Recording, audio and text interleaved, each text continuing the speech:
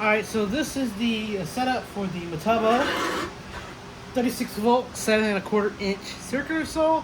This is the C3607 DB model. As you can see, compared to the other models, it has a silver plate and it's flat, very thin, pretty simple. Alright, and here's everything that's included in your kit. You're going to have 2 of these track slot adjusters. You only need one, but another is for an extra in case something happens first. You'll have, I only have one here, but you'll have 2 of these. And you only need one, but you see it has 2 slots. It's only for this slot, but this can be used if you want to. But it won't really be necessary. This is to just prevent it from you know, if you're lifting it up on and off the track, it won't fall off easily, or so look like it will. You'll have 3 6x20 millimeter screws, 3 washers, and 3 nuts. All right, now we're gonna set it up, and you can see that the adapter isn't, you know, complete. Such as this, it's smaller than the actual plate, and it's because it's for, you know, because these are 3D printed, and so the entire thing won't be able to be printed. But this is all that's necessary. The here is the slot where where you can adjust. This makes it to where you can use this with any traditional track saw, such as, you know, the Win, the Makita, the Fast Tool Milwaukee, all those. They will work with this track. You don't have to buy, you know, you don't have to pick for, you know, you don't got to worry about having a specific track for it, because it will work for all of them. I will show you how to set that up as well. So to put our track, you know, let's make sure our saw is all the way up. You know, the blade guard will be up. It'll stick out a little, but that's fine. All right, so what you can do is put it down. Okay, so let me actually show you. See how right here. All right, you see that? It's a little hole right here, and that's because of the plate right here. See how the edge bends up right here, the front bends up. Well, and then you see right here, right there, a little lip sticking out. Well, this part is going to be right here. It's going to hook right here. So we actually want to hook that first. So make sure you don't slide it in like this yet. Like this. Not yet.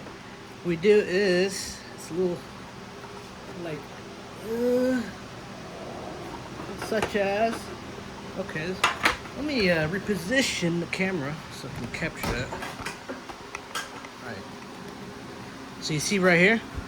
We're going to slide it in like this. See? And you see how I can move it up and down?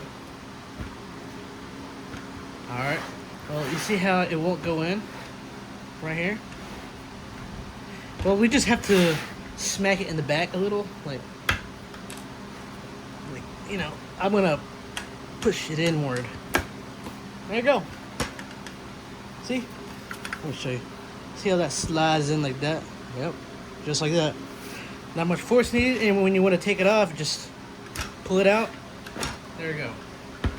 Put it in at an angle like this, like that.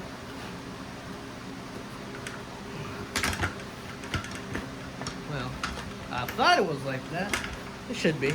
1 second. There you go. There you go. There you go. Okay, slide it in, and slides in like that, and boom. But you see how, you know, it won't fall out, and when you have all the weight on the track, it'll, you know, stay in place. It won't bend and sag at an angle or anything, and so that's why you don't really need the entire plate to be covered. It's because the weight of this is mostly on this side, and this little thing goes right here. See how it, this is just in case you think it's gonna, see, if you're worried about that, you can put it, but you really don't need it. You know, you'll feed a bolt to the bottom. See the hexagonal cutout. It'll slide in there like that, and then you put it in. You put a washer. For the sake of the video, I'll leave it, and then you put it there and tighten that screw. Oh yeah, tighten that nut. Use these little nods that are included. You'll have a pack of those, and there you go. See, just a little bit, but if you're worried about that, yep. All right, so now we're gonna put the adjuster. What we do first is put it up and make sure the hex holes are sticking out, because you're gonna put it in this. You're gonna feed the bolt inward. See? Excuse a rooster. All right, and then you put the washers. We don't want all that pressure cramping down on the plastic. And in there. I'm aware that this track is made out of plastic, or in other words, it's a material called PETG. It's pretty sturdy, it's pretty hard, and it's able to bend and flex just a little bit, and it's more resistant to heat compared to other, like PLA, which is a very broad and generic filament or plastic used in 3D printing. Also, if you drop your adapter and like damage the corners, they'll more than likely break, but the impact won't shatter the entire thing.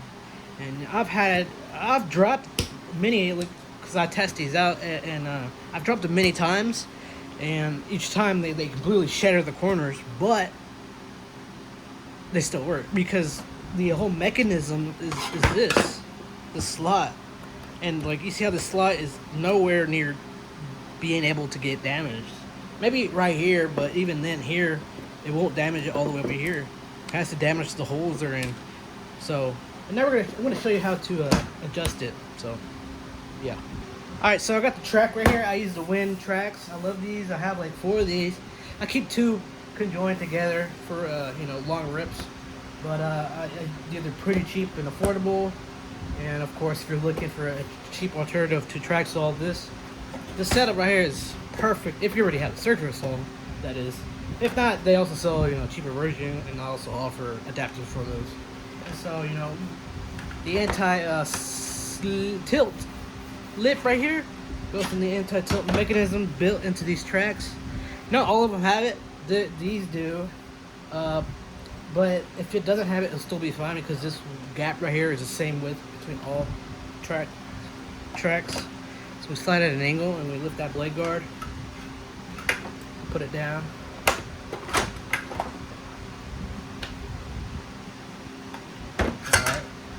Alright, you see how it slides up and down, pretty nice, but it's a lot of play. And that play is there for a reason. It's to allow you to be able to adjust it. So the way you adjust it is you basically you pull the whole plate towards you this way, right? And then these 2 screws right here, see how they wiggle? Well, we're gonna while we're pulling our plate towards us, we're pushing those nuts over there, and while you're pushing those nuts, you screw them at the same time. All right.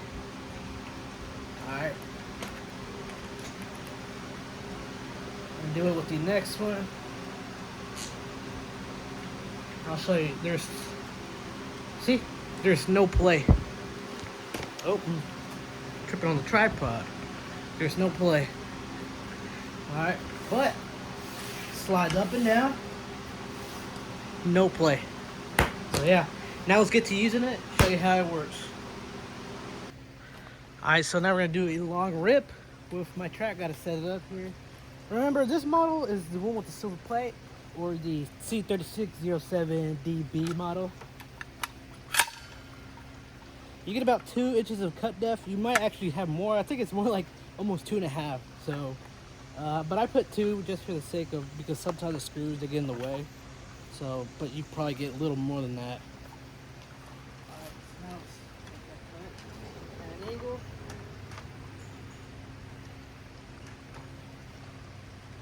Back a little. Alright. Pull blade guard up. Put it down.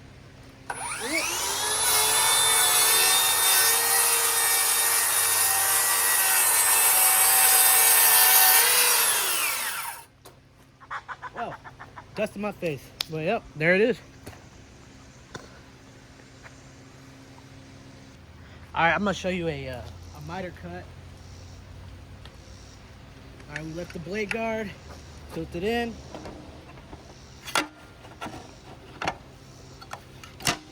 If you don't lift that blade guard, it won't stay on the track. It'll lift it. Alright, now we're gonna get the cut.